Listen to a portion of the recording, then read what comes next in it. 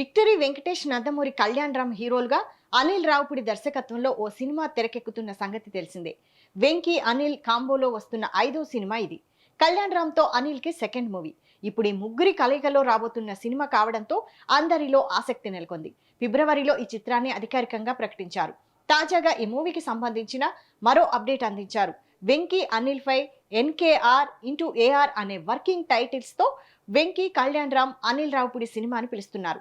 అయితే ఈ చిత్రాన్ని ఎవరు నిర్మిస్తారనేది ప్రకటించలేదు. శ్రీరామనవమి సందర్భంగా నిర్మాతలు ఎవరనేది అఫీషియల్ గా అనౌన్స్ చేశారు.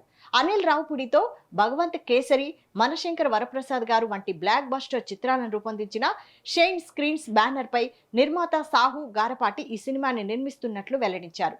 సురేష్ ప్రొడక్షన్స్, జీ స్టూడియో సంస్థలు కూడా నిర్మాణ భాగస్వాములుగా ఉన్నారు.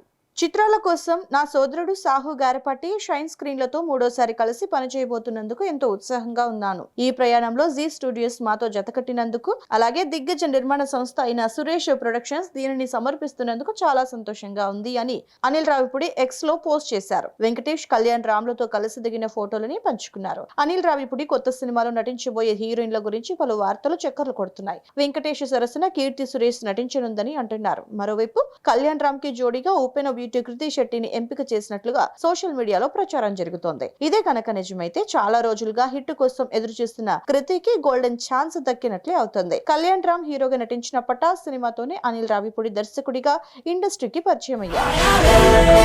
మా బ్లడ్ కో బ్యాడ్ హ్యాబిట్ ఉందిరా, ఎదిటోడు ఏ రేంజ్ ఓడైనా సరే ముండిగా ఎదురెళ్ళిపోతాం. ఇక వెంకటేష్ తో F2, F3 సంక్రాంతికి వస్తున్న మనశంకర వరప్రసాద్ గారు వంటి సినిమాలను రూపొందించారు అనిల్. ఇప్పుడు నందమూరి దగ్గుబాటి హీరోల క్రేజీ కాంబినేషన్ లో వస్తున్నారు. 2027 సంక్రాంతికి ఈ చిత్రాన్ని ప్రేక్షకుల ముందుకు తీసుకురానున్నట్లుగా ప్రకటించారు.